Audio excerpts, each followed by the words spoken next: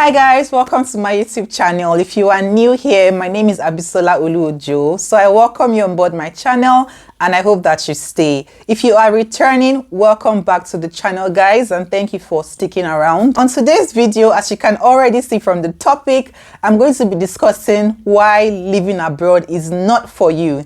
Now, before you crucify me, just hold up. I'll be sharing based off my personal experience as well as my conversations with friends who have relocated, not just to Australia, but also different parts of the world. But as I mentioned these reasons why living abroad may not be for you, I will also endeavor to mention how you can handle these situations I'm about to bring up in this video. So if you're interested, please keep watching.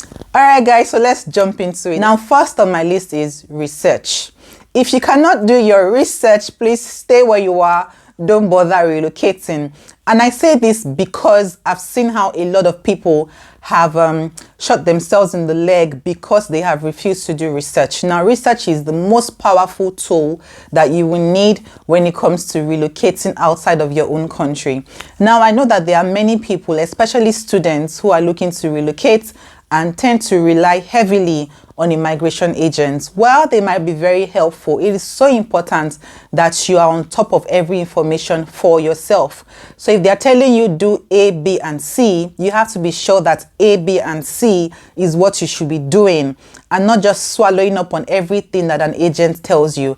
I've heard very bad experiences about people who have come into a country where they have relied on everything the agent has said, only to come into that country and find out that things aren't the way they have made it sound or seem to you. So it's so critical that you're on top of information by yourself. Say for example, they have told you that this is the course you should come and study, but then if you do your research yourself, you'll find that that course does not help your long-term goal of becoming a permanent resident and from there becoming a citizen of that country you want to move to. And without saying too much, it's important to be on top of every information as far as the visa process and application into a school is concerned.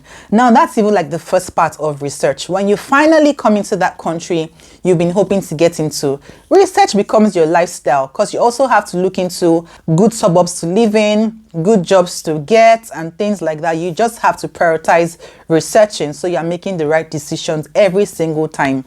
And it becomes your lifestyle. Even as you evolve in a country that you now live in, you still want to research. Researching service providers, if you're going to get your own rental accommodation, who should be supplying power, my internet provider, everything, what suburb to live in, if you have a family, what schools my kids should go to, what programs should I get them involved in.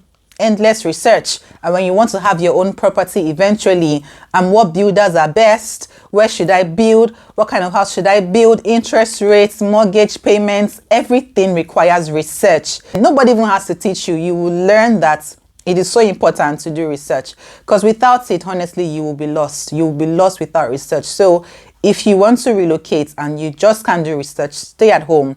But if you know that relocating is beneficial for you and your goals and your family, you have to be on top of research. Do not take it for granted. Everything that you ever do relies heavily on how well you have researched. Okay? So moving on, and bear with me for looking down. You know I always like to carry my notes because I tend to forget stuff sometimes. Next on my list is, if you are not someone who is willing to start afresh, stay at home. Stay where you are. Because a lot of times for many people, when you are going to be relocating to a new country, you would have to start afresh and maybe even start small. So if you're not someone who is willing to compromise your lifestyle in Nigeria, for example, because that's where I come from, if you're not looking to adjust pretty much and start afresh, start small, and watch yourself grow, maybe just stay where you are. But it's so important that you remember that it will not be the exact same way it was for you in your home country. Adjustments will have to be made. Maybe you had a bigger house in Nigeria. And bear with me for saying Nigeria. That's where I come from. So I'll say Nigeria a lot of times because a lot of my audience are Nigerians anyway. So say, for example, you have a bigger home in Nigeria. You bear in mind that when you are moving, you will not just jump straight into a home as big, and that's not impossible, but I'm just saying that be open to the fact that you might have to start fresh and sometimes even start small. but also know that therein lies growth. Gradual growth would happen eventually, but if you are just like, it has to be that mansion you were living in Nigeria, it's time to be more realistic and manage your expectations, okay? Because you would most likely have to start small and start fresh. All right, so moving on, the next thing on my list is being tribalistic. And when I say being tribalistic, I'm being specific as to what I mean. And what I mean is in terms of getting married or being in a relationship, if you are a tribalistic person, stay at home, all right? That's where you have your kind of people. So just stay at home if you are keen on marrying your tribe, you know, from your own tribe.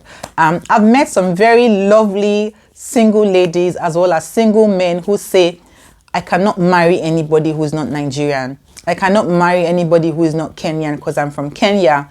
Oh, well, you have to be realistic in your expectations.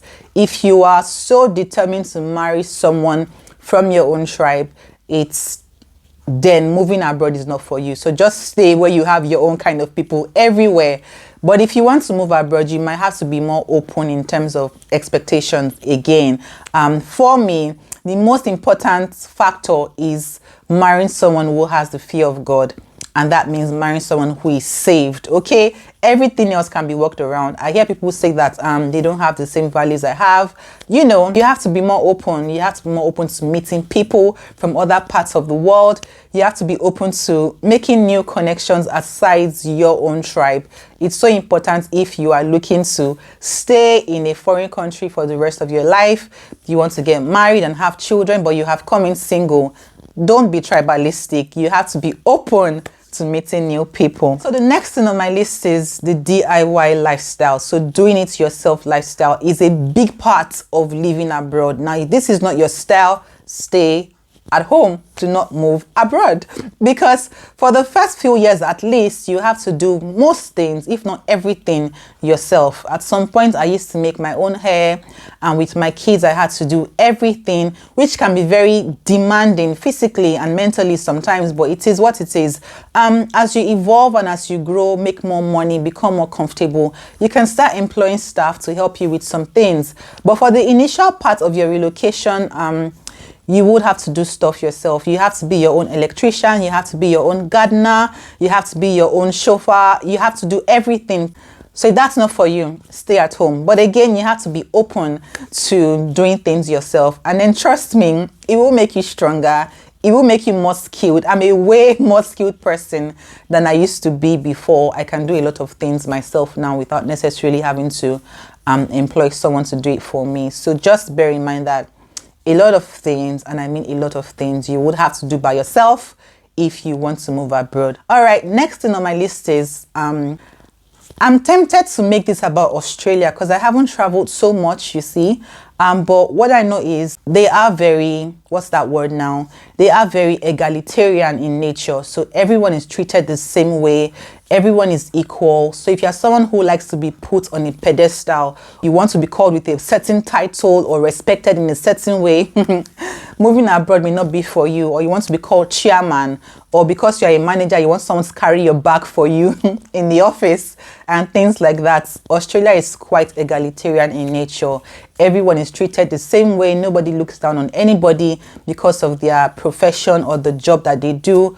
Everybody is treated the same way. So if you are used to being called chairman or oga or madam, or let me carry your bag, ma, or I'm going to buy lunch, what should I buy for you, ma? I'm very sorry.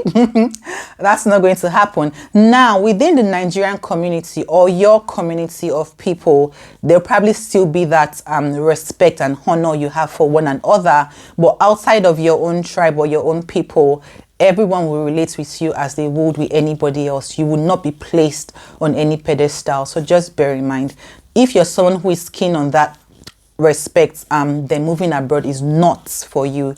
You have to be flexible. You have to be open to being called by your first name and things like that. So, all right. So moving on, this one is quite important. Two people actually have come into my, I will try to put a screenshot if I find that message. They have come into my DM talking about spiritual complacency. And what that person that I recall meant was, her husband is already here in Australia. She's processing her own visa to come in soon. And from what she said, she's very involved in her home church, attends church very regularly, is a worker, loves her work with God, pursues a very consistent relationship with God.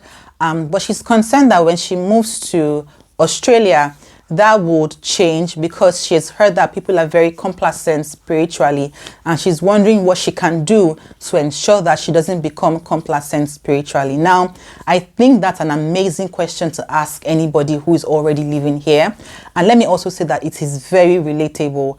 And I find that in Nigeria, we have more reason to pursue God. What I mean is more people have a religious outlook on a walk with God than an actual relationship with God. So people are going to church because they need something from God. So every Sunday, nobody reminds them to get ready for church because it's fasting period. And when you fast, prayers will be answered and things like that. People pursue God because they want something out of Him. Now, if you move abroad and you find that things are functioning, there's a functioning system, and you don't have to do any extra work for things to work the way they ought to. But back home, you have to put in a bit more effort to make things work. When you come here, there's a likelihood you'll become complacent. So it's either you have a walk with God that's personal, based off his love for you and your love for Him, or you are one who is just pursuing God for the things that you want. When you get here, you will be complacent. And let me say that a lot of times I find that complacency very appalling, and I say that without any remorse, that people come here and just tend to forget God. You won't see the need to get up on Sunday to go to church. Your desire to go to church will be born purely out of your love for God. And if you don't have that for yourself, then you'll become complacent because you're working a job, you're making money, you don't have any urgent prayer requests, things are fine, your kids go to school, there's no accidents happening on the road every day, things are just working.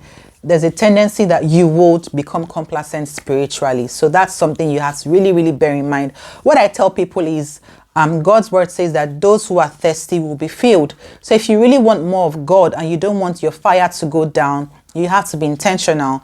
If that church you attend in your home country was very beneficial for your growth spiritually, then find a way to stay engaged. Most churches now always have their sessions streamed live on YouTube. So on Sunday, tune into your church, attend virtual services. Just ensure that you are intentional about your walk with God. Otherwise, there's a tendency to become very complacent spiritually.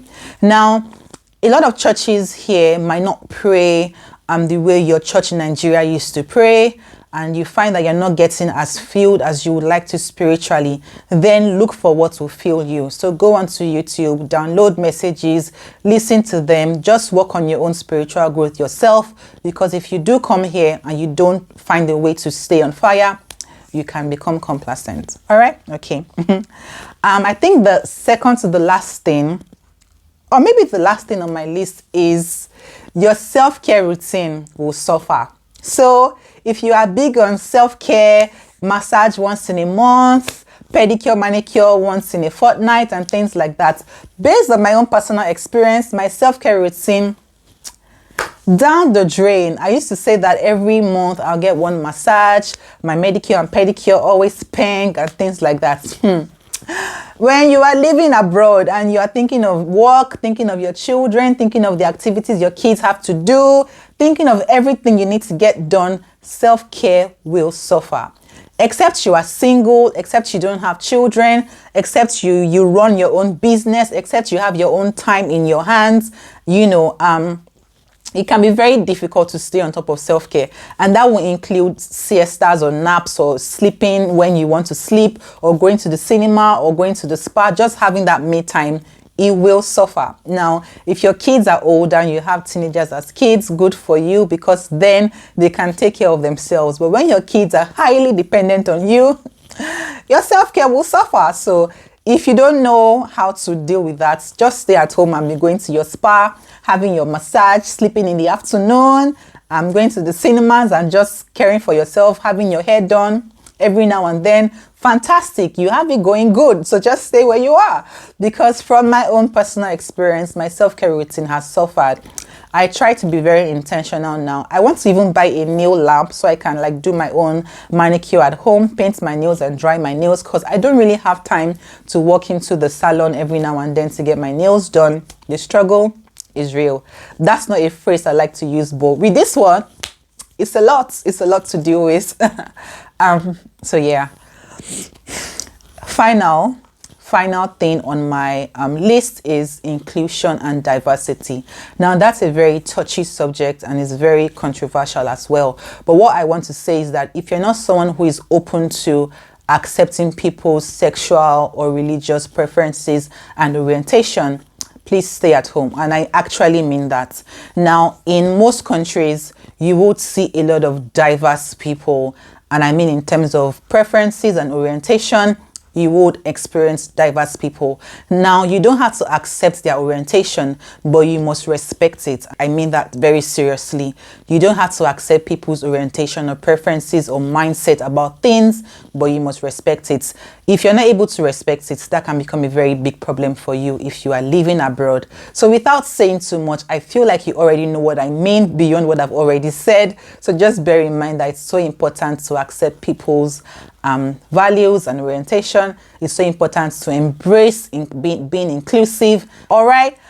So I think that's everything I want to say in this video. Now tell me what I may have missed down in the comment section. If you've already been living abroad for quite a while, what can you relate with, or what did I miss out on? Please share with me down in the comments. And if you're looking to jackpot, as we like to say in Nigeria, what are your concerns? What are your fears? I would like to read from you. And as always, thank you for watching to the end. If you did watch to the end, and if you haven't yet, don't forget to subscribe. And I will see you on my next video. Thanks for watching. Bye.